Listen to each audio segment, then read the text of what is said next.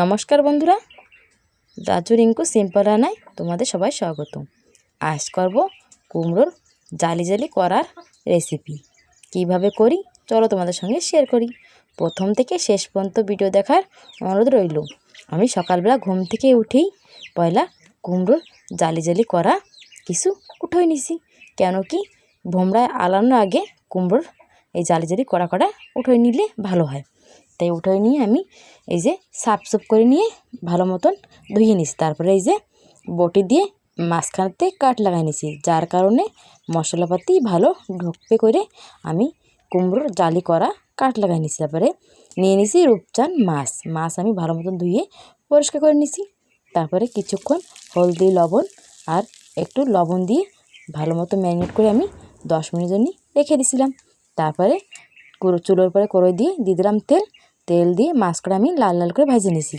তারপর নিয়েছি মশলার জন্য সরিষা, রসুন আর পেঁয়াজ, সাথে নিয়েছি একটু জিরা। আমি মিহি করে একটা পেস্ট বানিয়ে নিয়েছি। তারপর নিয়ে নিয়েছি টমেটো কেটে, আলু কেটে আর ঝিঙা কিছু কেটে নিয়েছি, আর সাথে নিয়ে নিয়েছি কুমড়োর ফুল আর কুমড়োর কড়া ভালো মতন আবারও ধুয়ে নিয়েছি। তারপরে এই যে আমি এখনই রান্না করব, সেই জন্য যেই কড়াইতে মাছ দিলাম সেই কড়াইতে দিয়ে দিলাম জিরে ফোড়ন। তারপরে দিয়েছি বাইটে রাখা মশলা ভাজার পরে আমি দিয়ে দিলাম কুমড়োর জালি জালি করা দিয়ে আমি দিয়ে দিলাম সাথে আলু দিয়ে স্বাদ মতো লবণ, হলদি পাউডার দিয়ে কিছুক্ষণ ঢাকা দিয়ে ঢাকে জাল করে নেব। বন্ধুরা, এইভাবে কুমড়োর জালি জালি করা রেসিপি রান্না করলে খুবই টেস্টি লাগে। শাকাহারি বলো মাংসাহারি বলো, খুবই টেস্টি লাগে। তারপরে এই যে আমার কুমড়োতে ভালো মতন তেল ছেড়ে দিয়েছে মশলাতে। তারপরে দিয়ে দিলাম ঝিঙে, কুমড়োর ফুল আর টমেটো একসাথে দিয়ে কিছুক্ষণ নাড়াচাড়া দিয়ে ভেজে নেব। যত সুন্দর ভাজবো ততই হবে টেস্টি। এই যে ভাজা হয়ে গেছে, এখন দিয়ে দেবো শুকনো লঙ্কার পাউডার।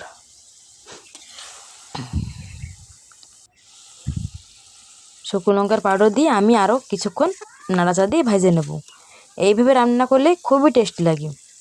বন্ধুরা, বাড়িতে একবার অবশ্য রান্না করে খাইয়ে দেখবে আর কমেন্ট করে জানাবে যে কেমন হয়েছিল।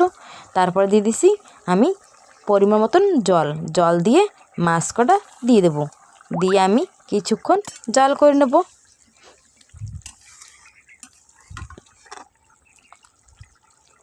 আমাদের বাড়ি সবাই ভালো খায়, ছোট থেকে বড়রা সবাই ভালো খায়। তারপরে ধনেপাতা দিয়ে আমি নামাই নেব। রুটির সাথে বলো ভাতের সাথে বলো, খুবই টেস্টি লাগে। এই যে আমার জালি জালি কুমড়োর করার রেসিপি রেডি। এখনই আয়েশার বাবার একটুও দেরি সহ্য হচ্ছে না। আয়েশা বাবা বলছে আমাকে ভাত দাও, আমি কুমড়োর জালি জালি করা দিয়ে ভাত খাবো। আমি আয়েশা বাবাকে খেতে দিছি। আয়েশার বাবা খেয়ে বলছে যে অনেক সুন্দর হয়েছে, অনেক টেস্টি হয়েছে, খুবই টেস্টি। দেখো বন্ধুরা, কুমড়োর জালি করা কি সুন্দর গলে গেছে। ভিডিও যদি ভালো লাগে লাইক করে, শেয়ার করে, সাবস্ক্রাইব করে সাথে থেকো। আগামী দিন দেখা হবে নতুন একটা রেসিপির সাথে।